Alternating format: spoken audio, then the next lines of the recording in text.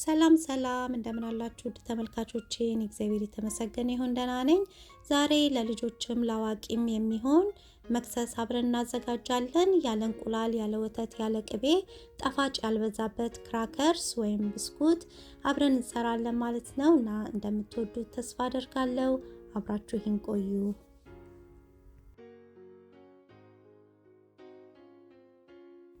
ለመስራት ተጠቀምኩት 1 ኩባያ ከግማሽ የፍርኖ ዱቄት፣ ግማሽ ኩባያ ሞቅ ያለ ውሃ፣ 4 የሾርባ ማንኪያ ዘይት፣ 1 የሾርባ ማንኪያ እርሾ፣ 1 የሾርባ ማንኪያ ስኳር፣ 1 የሻይ ማንኪያ ቤኪንግ ፓውደር እና ሩብ የሻይ ማንኪያ ጨው ናቸው።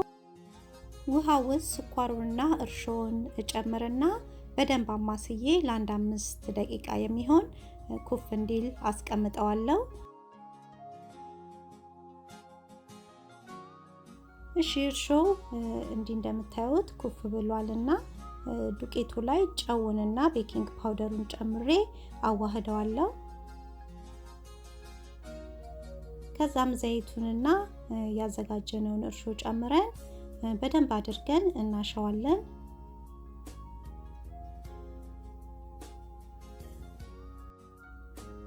እሺ በደንብ እንዲያሽቸው ተመልሻለሁ። አሁን እሸፍነውና ሞቅ ያለ ቦታ ከ30 እስከ 40 ደቂቃ የሚሆን ወይም ደግሞ ሊጡ ደብል እስከሚሆንልኝ ሸፍኜ አስቀምጠዋለሁ።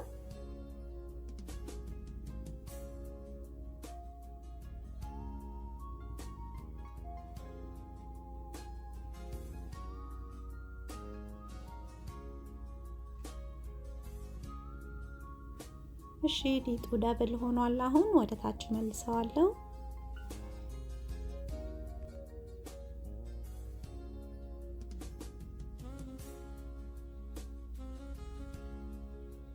ከዛም ዱቄት ትንሽ ነስነስ አደርግና እዳምጠዋለሁ። ሳሳ አድርጌ ነው የምዳምጠው።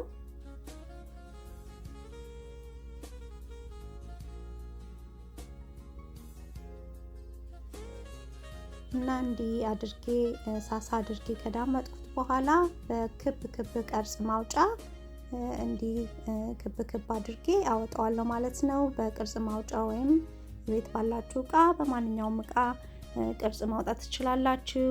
ግዴታ ክብም መሆን የለበትም። የፈለጋችሁት አይነት ቅርጽ ማስያዝ ትችላላችሁ።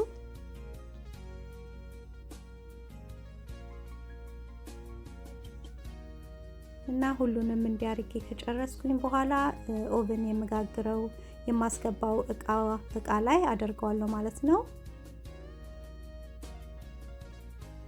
እንዲህ ስስ ነው እንደምታዩት።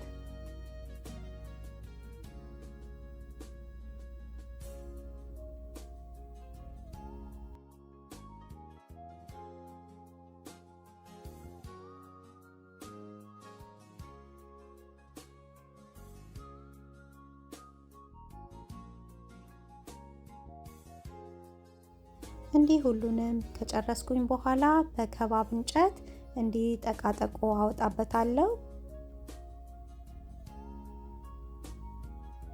እንዲህ ያደረኩኝ ሁሉንም እንዲህ ጠቃጠቆ አደርገዋለሁ ማለት ነው።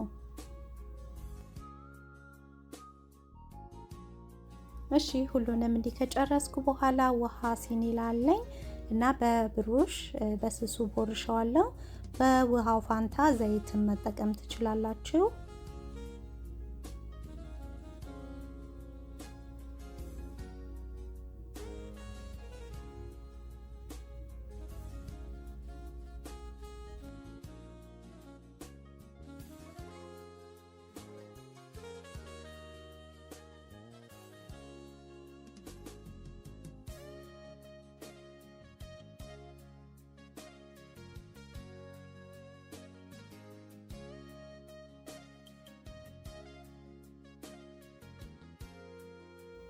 ከዛም ኮሸር ሶልት ወይም ሲሶልት እንጠቀማለን። በጣም ያልደቀቀ ከፍ ከፍ ያለ ጨው ነው። ከላይ እነሰንስበታለን በስሱ ብዙም ሳይሆን። ያው ይሄንን አለማድረግም ትችላላችሁ፣ ግን እንዲጣፍጥ ያደርገዋል። ጨው የሚል ቆንጆ ጣዕም እንዲኖረው ያደርገዋልና ብንነሰንስበት ይመረጣል። እንዲያዘጋጅተን ከጨረስን በኋላ በ325 ዲግሪ በሞቀ ኦቭን ከ20 እስከ 25 ደቂቃ እናበስለዋለን። እንዲህ ቆንጆ ሆኖ በስሏል እንደምታዩት እና ለመስራት ቀላል የሆነ ጣፋጭ ያልበዛበት በጣም ቆንጆ መክሰስ ነው ማለት ነው። ያለ እንቁላል፣ ያለ ወተት፣ ያለ ቅቤ እንደዚህ ቆንጆ የሆነ መክሰስም መስራት እንችላለን ማለት ነው በቀላሉ። እናንተም ሞክሩትና አስተያየት ካላችሁ ጻፉልኝ እና ለቻናሌ አዲስ የሆናችሁ እንኳን ወደ ቻናሌ በሰላም መጣችሁ። ሰብስክራይብ በማድረግ የደውል ምልክቷን በመጫን አዳዲስ ቪዲዮዎችን ስሰራ በቶሎ ወደ እናንተ እንዲደርስ አድርጉ። ለነባሮች ደግሞ ስለ ጊዜያችሁና ስለምትሰጡኝ አስተያየት ሁሉ ከልቤ ነው የማመሰግነው። በሌላ ቪዲዮ እስከምንገናኝ እግዚአብሔር ሰላም በያላችሁበት ይብዛላችሁ። ደህና ቆዩኝ።